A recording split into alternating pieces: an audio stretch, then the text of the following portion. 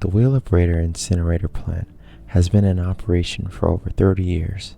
It collects waste from across the greater Baltimore area, but the majority of the toxic air produced circulates within the urban communities of Baltimore City. It was originally billed as a green energy technology where they would incinerate the trash to produce electricity for the grid to power downtown Baltimore. But I don't know how much anybody really believed that at the time, but since then anyway, research has shown that there's a lot of noxious chemicals coming out of the smokestack that are affecting the people who live there. There's reduced quality of life, reduced life expectancy. So it's important for us to try to stop the incinerator, basically. Composting is the process of taking items that are biodegradable, so in a lot of cases that's food scraps, yard waste, any types of paper products, and then turning them basically into really nutrient-rich soil. So that's done through a process of decomposing, essentially. There's some microorganisms at play that help break that all down.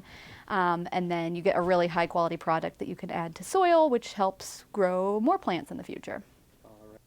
Burying trash, burning trash, like neither of these are good. We need to produce less trash. One way to do that is to compost our organic material and to really think hard about the things that we can't compost in.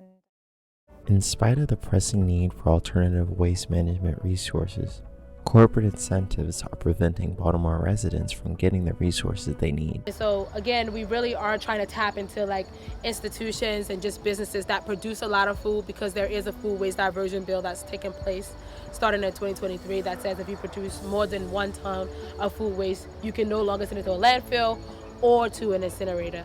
But there is loopholes in it where you can send it there if you don't have a facility within 40 miles, which we do not in Baltimore. So all the facilities can just be like, we can opt out. So we have to bring one closer. So that's why it's also important to have that closer for them not to be able to opt out.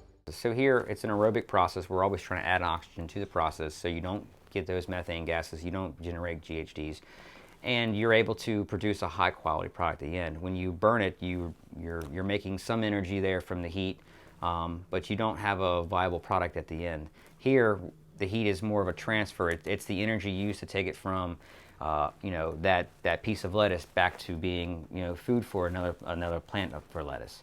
And it's a great circle, but bringing it to a compost facility is, in my opinion, the way to go. Incineration is sort of a short-term answer. You really want to build our soils back up.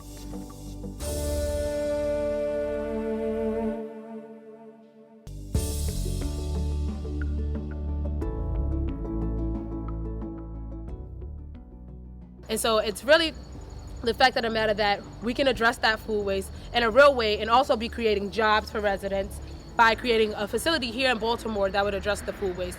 So some of what we have been doing was calling on the city to work with us and also institutions to pledge the food waste that they already produce to this facility to get it built. We need your support to correct these wrongs and provide more opportunities for sustainable practices. You can get involved today by finding ways to reduce your own personal waste and by doing research on how to adapt composting into your personal routine. It does cost money. We need to buy receptacles. We need to hire people to handle them.